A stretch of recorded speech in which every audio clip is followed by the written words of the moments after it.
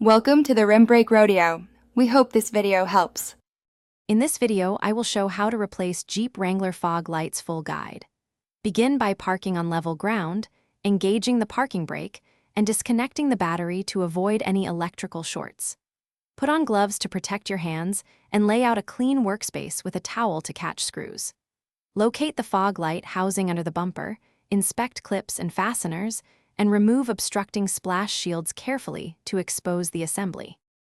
In this video, I will show how to replace Jeep Wrangler fog lights full guide. With the battery disconnected, remove the splash shield fasteners and lower the shield to access the fog light housing. Support the housing with one hand while unbolting the retaining screws with the correct socket to avoid dropping the assembly. Carefully unplug the wiring harness by pressing the release tab and inspect the connector for corrosion before installing the new unit.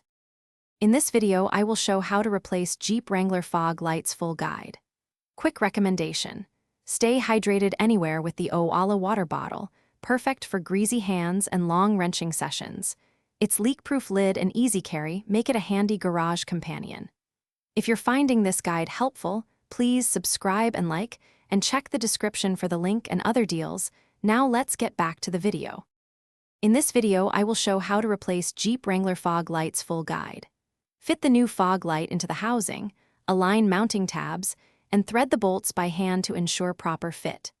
Tighten bolts to the recommended torque, reconnect the wiring harness, and temporarily reconnect the battery to test operation. Check both lights for brightness and consistent color, then park facing a wall to fine-tune beam alignment per factory specs. Thanks for watching. Consider subscribing if we helped you.